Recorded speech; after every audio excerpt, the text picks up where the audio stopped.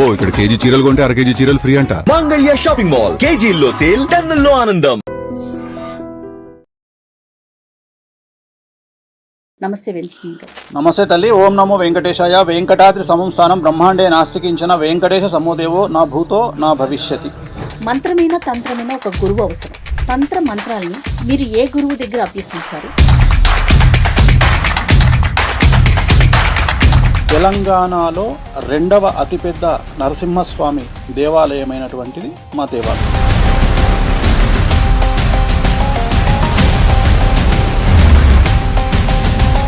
వామాచారం కావచ్చు, లేకపోతే కామాఖ్య అమ్మవారు కావచ్చు, ఇవన్నీ ప్రచారంలోకి రావటానికి కొంత వేణుస్వామి కూడా ఒక కారణం. వారి వెనకాల కష్టం చూసి వేణుస్వామి ఏం చేశారు? వాళ్ళకు ఉండే కష్టాలను చూసి మిరాయి సినిమా ప్రారంభం చేసినప్పటి నుండి రిలీజ్ అయ్యే వరకు మంచు మనోజ్ కాంట్రవర్సీలో ఉన్నది.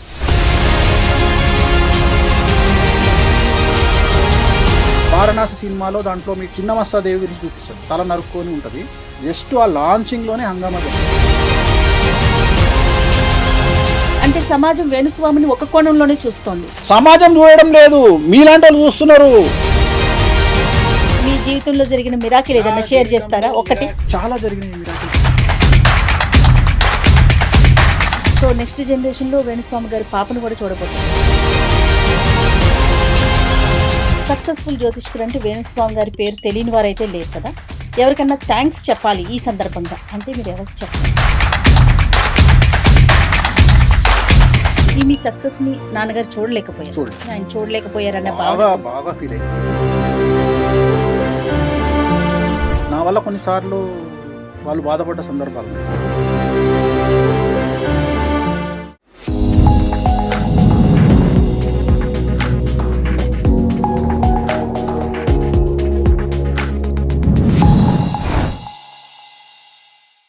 Welcome to I dream media. సమాజంలో ఉన్న సెలబ్రిటీస్, ముఖ్యంగా రాజకీయ సినీ రంగానికి చెందిన వారికి సంబంధించి వారు ఏం మాట్లాడినా ఏం చేసినా ప్రజల్లో ఏదో ఒక ప్రశ్న మిగిలిపోతూనే ఉంటుంది. దాన్ని ఎలా అడగాలి, ఎలా సంధించాలి, ఇలాంటి ప్రశ్నలు కూడా సామాన్యులకి వస్తూనే ఉంటాయి. ఈరోజు ఈ ప్రత్యేకమైన కార్యక్రమంలో ప్రముఖ సెలబ్రిటీ అనే చెప్పొచ్చు నేను, జ్యోతిష్యులు వేణుస్వామి గారు ఉన్నారు. నమస్తే వేణుస్వామి గారు. నమస్తే తల్లి. ఓం నమో వెంకటేశాయ. వెంకటాద్రి సంస్థానం బ్రహ్మాండే నాస్తికించిన వెంకటేశ సమోదేవో నా భూతో నా భవిష్యతి. చాలా సంతోషం. ఎప్పటి నుంచో నా కెరీర్లో ఒక్కసారి మీతో మాట్లాడాలి, మీతో ఇంటర్వ్యూ చేయాలనే ఒక కోరిక ఉండిపోయిందండి. ఒకసారి ఈ రోజు నెరవేరింది. చాలా సంతోషంగా అనిపిస్తోంది పర్సనల్గా. నాకు కూడా చాలా ఇంట్రెస్టింగ్గా ఉంది. ఫస్ట్ టైం ఇంటర్వ్యూలు చాలా చేసిన. మంత్రమైన తంత్రమైన ఒక గురువు అవసరం. అలాంటి తంత్ర మంత్రాల్ని మీరు ఏ గురువు దగ్గర అభ్యసించారు, ఎంతకాలం అభ్యసించారు? ముఖ్యంగా నాది ఉమ్మడి మెదక్ జిల్లా, ప్రస్తుతం సిద్దిపేట జిల్లా అయినటువంటి వేలూరు నాచారం, దాన్నే నాచారం గుట్ట అంటారు. తెలంగాణలో రెండవ అతిపెద్ద నరసింహస్వామి దేవాలయమైనటువంటిది మా దేవాలయం. అయితే మా దేవాలయం ప్రత్యేకత ఏమిటి అంటే, మా దేవాలయంలో క్షుద్ర పూజల నివారణ అనేటువంటిది చాలా ప్రముఖమైనటువంటిది. జనరల్గా ప్రయోగం జరుగుతుంది ఎవరి మీదనైనా, అది చేతబడి, బాణామతి, లేకపోతే ఇంకొక సత్క, చాలా రకాలు ఉంటాయి ప్రయోగాలలో. వాటిని తీర్చివేయడం అనేటువంటిది, అంటే తీసివేయడం అనేటువంటిది మా దేవాలయం యొక్క ప్రాముఖ్యత. జనరల్గా మాకు అన్ని నదులు తూర్పు నుండి పడమరకు పారితే, మాది పడమర నుండి తూర్పు నుండి పడమరకు పారేటువంటి నది, దాని పేరు హారిద్రా నది. సో జనరల్గా ఏం జరిగేదంటే, అమావాస్యకు అక్కడ ఈ ప్రయోగాలు తీసేవాళ్ళు.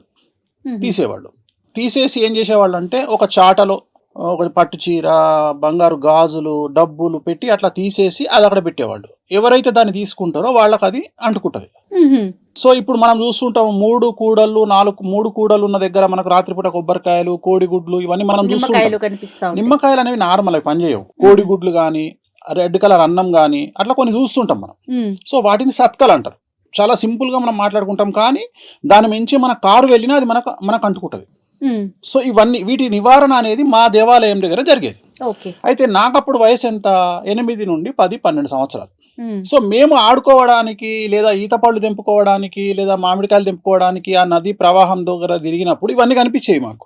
మా ఇంట్లో మా అమ్మ మా నాన్న ఏం చెప్పేవాళ్ళు అంటే, నువ్వు అక్కడ ఆడుకోవడానికి వెళ్ళినప్పుడు అవేవి ముట్టుకోవద్దు అంటే. మనకు డౌట్ ఎందుకు, ఎందుకంటే అప్పుడు బచ్చగాళ్ళం, అంత నాలెడ్జ్ లేదు. ఏం జరుగుతుంది అంటే, లేదు కొడుక అది దాన్ని తీసేస్తారు, ఇట్లా జరుగుతాయి మన దగ్గర, ఎందుకంటే మన క్షేత్రం దానికే ఫేమస్ కాబట్టి జాగ్రత్త అని చెప్పేవాళ్ళు. సో అది చూసినా దాని పక్క నుండి వెళ్ళేవాళ్ళం. సో ఒక ఇంట్రెస్ట్ క్రియేట్ అయింది, అసలు ఏం జరుగుతుంది అనే ఒక ఇంట్రెస్ట్ క్రియేట్ అయ్యి అసలు మెల్లిగా మా నాన్నగారు చాలా పెద్ద పండితులు, యాదగిరిగుట్టలో 1965కు పూర్వం ప్రధానార్చకులుగా చేసి అక్కడ నుండి ఇక్కడికి వచ్చినారు నాచారం గుట్టకు. సో ఆయన దీనికే స్పెషల్. ఆయన ఏంటంటే, ఇప్పుడు మీకు తెలుసు, మీకు దయ్యాలు పట్టడము ఇట్లాంటివి అంటారు, నమ్మే వాళ్ళ గురించే మాట్లాడుతున్నాను నేను, నమ్మని వాళ్ళ గురించి నాకు అనవసరం. సో వాళ్ళు ఏంటంటే, ఈయన ఒక తీర్థం తీసుకొని ఇట్లా ముఖం మీద కొడితే ఒక 40 days తర్వాత వాళ్ళు ప్రదక్షిణాలు చేస్తే 40 days తర్వాత అది వదిలేసేది. సో ఆయన ప్రత్యేకమైనటువంటి పుస్తకాలు ఆయన దగ్గర ఉన్నాయి, మా నాయనగారి దగ్గర. సో తను చనిపోయిన తర్వాత మేము ఆయన ఎంత సంపాదించిండో అని మేము అన్నీ ఎత్తుకుతే మాకు దాంట్లో హార్డ్లీ ఒక 15 రూపాయలు 20 రూపాయలు క్యాష్ దొరికింది మా నాన్న దగ్గర. నేను మాట్లాడేది 1987. నాకు కరెక్ట్గా 11 సంవత్సరాలు. మా నాన్నగారు ఏం చేశారంటే, 1987లో నేను ఇంకో 6 నెలల్లో చనిపోతా కాబట్టి నీకు నేను ఉడకలగ్గం చేస్తున్నా అని నాకు జంధ్యం వేసి 6 నెలల తర్వాత చనిపోయినారు ఆయన. ఆయన అతిపెద్ద పండితుడు, జ్యోతిష్యుడు. ఆయన పుస్తకాలు తీసినప్పుడు దాంట్లో కొన్ని చాలా అతి ముఖ్యమైనటువంటి పుస్తకాలు, ఆయన రాసిన పుస్తకాలు కొన్ని వెళ్ళినాయి. వాటిని తీసుకున్న తర్వాత అప్పుడు నా ఏజ్ అంత పెద్ద గొప్పదేం కాదు కాబట్టి 11 సంవత్సరాలు అప్పుడు ఆ పుస్తకాలన్నీ పక్కకు దాచిపెట్టాం. నేను ఇంటర్ చదువుకున్నా, నేను డిగ్రీ చేసిన, నేను 10th క్లాసు లాలాపేట్ గడి స్కూల్లో చదువుకున్నా. అంతకుముందు నా చదువు అంతా 9వ తరగతి వరకు నేను మెదక్ జిల్లా గోమారంలో, మీకు ఇప్పుడు సునీతా లక్ష్మారెడ్డి గారిని మినిస్టర్గా పనిచేశారు, వాళ్ళ హస్బెండ్ పేరు లక్ష్మారెడ్డి, ఆయన నాకు సీనియర్. సో ఆ ఊర్లో నేను చదువుకున్నా. ఆ చుట్టుపక్కల గ్రామాల్లో పూజలు చేసేవాడిని. తర్వాత నేను హైదరాబాద్కి వచ్చి 10th చేసిన. అంటే చదువుకుంటూనే పౌరోహిత్యం చేసేవారు చిన్నప్పుడు. నా డబ్బులు, ఎందుకంటే నాన్నగారు చనిపోయింది 11వ సంవత్సరంలో కదా, 11 ఏళ్ళకి నాన్న లేడు. మా అన్న దగ్గర ఉంటూ, మా అన్న రఘునాథాచారి అని తెలుగు పండిట్ అయిన గోమారంలో, ఆయన దగ్గర చదువుకుంటూ ఆ చుట్టుపక్కల చాకలమెట్ల అనే ఊర్లో పూజలు చేయడము, వినాయక చవితి పూజలు చేయడం, అంటే నా సంపాదన నేను 11వ సంవత్సరంలో స్టార్ట్ చేసిన. ఎట్ ది సేమ్ టైం ఇక్కడ మా బావగారు హైదరాబాద్లో ఉంటారు, ఆయన దగ్గరకు వచ్చినప్పుడు సినిమా ముహూర్తాలు. ఫస్ట్ సినిమా ముహూర్తం ప్రాణ స్నేహితులు అపోలో హాస్పిటల్ అండర్ కన్స్ట్రక్షన్. ఏది కృష్ణంరాజు గారు, మురళీమోహన్ గారు, స్నేహాని కన్నా మిన్న లోకాన లేదురా అనే సాంగ్, అది ఫస్ట్ సినిమా ఇన్ హైదరాబాద్ ముహూర్తం. అప్పటికి చెన్నైలోనే ఉంది ఇంకా సినిమా ఇండస్ట్రీ. అప్పుడు నేను ఇక్కడ పూజలు చేయడం సెలవుల్లో వచ్చి. సో అట్లా రన్ చేస్తూ హైదరాబాద్కి వచ్చి, హైదరాబాద్లో 10th చదువుకొని లాలాపేట్ గడి స్కూల్లో, next inter Tagore junior college చదువుకొని, degree SP college Sardar Patel college చదువుకొని, డిగ్రీలో నేను సికింద్రాబాద్కు నేను ఏబీపీ ప్రెసిడెంట్గా పనిచేసాను. అయితే నాకు ఎక్కడ అంటే సినిమా ఇండస్ట్రీలో ఈ గౌరవము, సినిమా పూజలు చేసినప్పుడు ముహూర్తాలు పెట్టినప్పుడు గౌరవము, ఇవన్నీ చూసిన తర్వాత నాకు కింగ్ అంటే ఎప్పుడు ఇష్టం లేదు, కింగ్ మేకర్ అంటే ఇష్టం. సో మొదటి నుండి నా గోల్ కింగ్ మేకర్. రెండవది ఏంటంటే, మా నాన్నను చూసిన సందర్భంలో మా నాన్నగారు గుడి నుండి బయటికి వస్తున్నప్పుడు జనాలు నమస్కారం పెట్టడం అంటే ఒక పెద్ద పూజారికి ఇచ్చే విలువ. సో అది నన్ను ఎటువైపు తీసుకెళ్ళింది అంటే, జనాలతోని నమస్కారం పెట్టించుకోవాలి, జనాలతోని గౌరవం సంపాదించుకోవాలి అనేటువంటిది చిన్నప్పుడే నా మైండ్లో పడిపోయింది. నలుగురు మిమ్మల్ని గుర్తించాలి అనేది నా మైండ్లో పడిపోయిన తర్వాత నేను ఏం చేసిన అంటే, ఇంకా ఇంచుమించు 2004 వరకు నేను సినిమా ఇండస్ట్రీలో ముహూర్తాల్లోనే ఉన్నా. 2004లో రాజశేఖర రెడ్డి గారు సీఎం అయినాక, ఆయన బావమరిది చంద్రప్రతాప్ రెడ్డి గారు అని ఉండేవారు, చనిపోయినారు ఆయన. సో ఆయన నాకు చాలా క్లోజ్ అయినప్పుడు అక్కడ నుండి నేను జ్యోతిష్యంలోకి ఎంటర్ అయ్యి, అప్పుడు నేను అన్ని ప్రామాణికం జ్యోతిష్యం తీసుకొని, అప్పటికే జ్యోతిష్యం వచ్చు నాకు, కానీ ఇంకా నా ప్రొఫెషన్ను మార్చుకొని నేను జ్యోతిష్యంలో ఫిక్స్ అవ్వాలి అని నేను ఎంటర్ అయినా.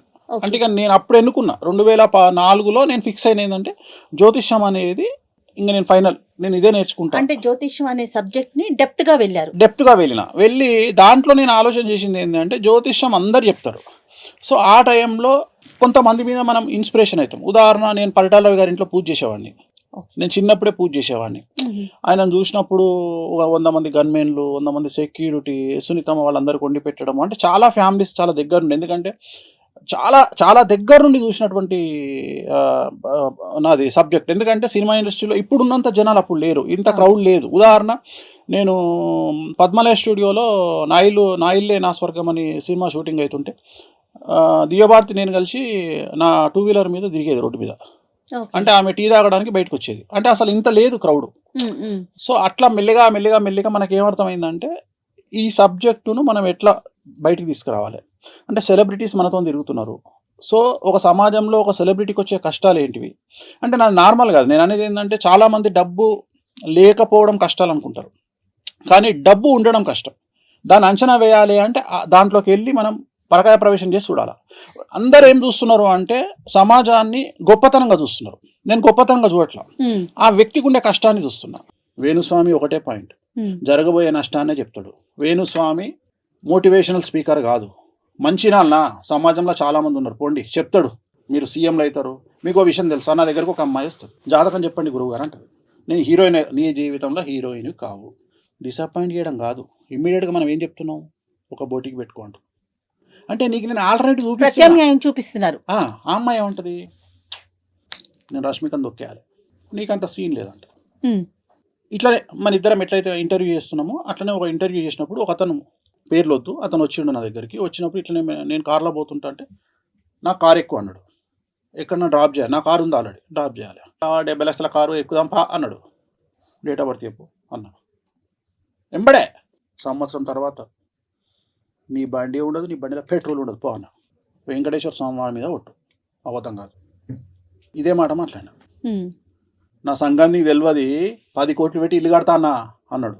కట్టు పోయి కట్టు, నేను ఒకటే చెప్తాను, నీ జాతకంలో నీకు ఈ కారు ఉండదు, నీ తన పెట్రోల్కు పైసలు ఉండవు, కథ నువ్వు బిస్కెట్ నీ లైఫ్ పో అని చెప్పిన.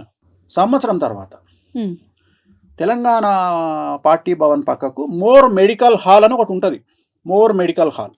అందులో నేను మందులు కొంటున్నా. నా పక్కకు ఒక ఆయన వచ్చి నిలబడ్డాడు. నమస్తే పంతులు. నమస్తే, ఎవరు? పలానా రోజు ఆడ కలిసినాం మనం. అవును, ఏం సంగతి, ఎట్లును? అయిపోయింది పంతులు. ఏమైంది? ఆల్టో కార్లు వచ్చిన, నువ్వు చెప్పినట్టే అయింది.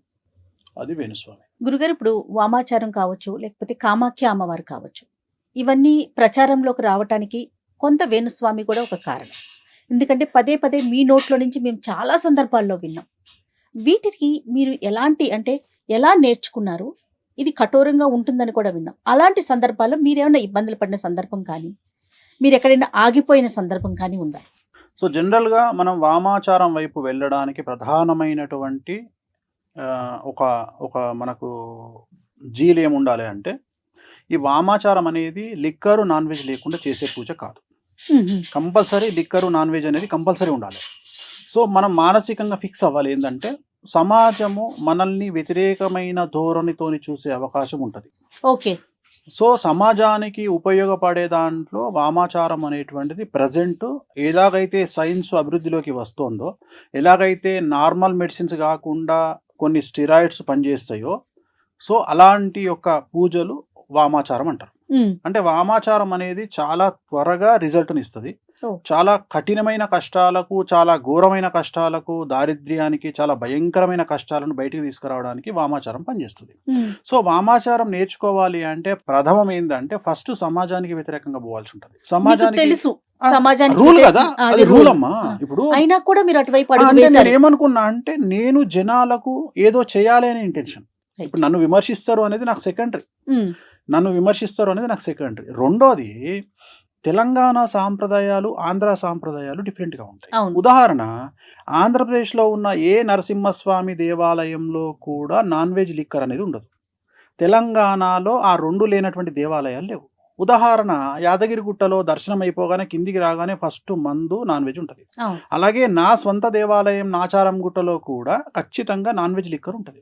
సో చిన్నప్పటి నుండి వీటిని చూస్తూ ఇవి ఏవి తప్పులాగా నాకు కనిపించాల. కారణం ఏంటి అంటే, తెలంగాణ ప్రాంతానికి సంబంధించినటువంటి వ్యక్తిగా నాకు ఇక్కడ ఆషాఢ మాసంలో జరిగే బోనాలలో నాన్ వెజ్ లిక్కరు లేనటువంటి పరిస్థితి నేను ఎప్పుడు చూడలేదు. కాబట్టి సో నాకు ఇబ్బంది అనిపించలేదు. రెండోది, నేను ఎక్కడ కనెక్ట్ అయినా అంటే, ఇవన్నీ పక్కకు పెడితే దీనివల్ల జనాలకు ఉపయోగపడుతుందా పడదా? ఓకే, ఉపయోగపడుతుంది. ఇప్పుడు జనరల్గా జనాలు చేసేటువంటి పూజలు వేరే పూజలు ఉన్నాయి, వాటిని నేను తీసుకోను. ఏవో పూజలు చేసుకుంటారు. ఇప్పుడు ఉదాహరణ, ఒక శాంతి ఉంది, ఒక ప్రాబ్లం ఉంది, ఆ ప్రాబ్లంకు ఒక పూజ ఉంటుంది, ఒక డెవలప్మెంట్కి ఒక పూజ ఉంటుంది. ఇక్కడ అభివృద్ధికి పూజలు లేవు సాంప్రదాయంలో, దక్షిణాచారంలో. దక్షిణాచారము అంటే వామాచారానికి క్వైట్ ఎగనిస్ట్. ఓకే. అంటే సాత్వికమైన దేవతలు, గణపతి కానీ వెంకటేశ్వర స్వామి వారు కానీ వీళ్ళందరూ సాత్విక దేవతలు. సో వీళ్ళు ఇచ్చే రిజల్ట్ 10% ఉంటుంది. రెండవది, వీళ్ళు కష్టాలని పోగొడతారు తప్ప సుఖాలని ఇవ్వరు. గుర్తుంచుకోండి ఇక్కడ. సో సుఖాలను అంటే నేను మాట్లాడేది పొజిషన్, డబ్బు, ఎక్స్ట్రీమ్ లెవెల్ ఇయ్యరు. ఎక్స్ట్రీమ్ లెవెల్ ఇచ్చేవాళ్ళు కలియుగంలో దశమహావిద్యలు. ఓ. సో దశమహావిద్యలు నేర్చుకుంటేనే నాకు చిన్నప్పటి నుండి ఏముంది మనసులో, కింగ్ మేకర్. సో ఆ కింగ్ మేకర్కు నేను కనెక్ట్ అయ్యాను. ఇక్కడ ఏంటంటే మిరాకిల్ జరుగుతాయి. ఇక్కడ ఒక నార్మల్ పర్సన్ సూపర్ స్టార్ అవుతాడు, ఒక నార్మల్ పర్సన్ కోటీశ్వరుడు అవుతాడు.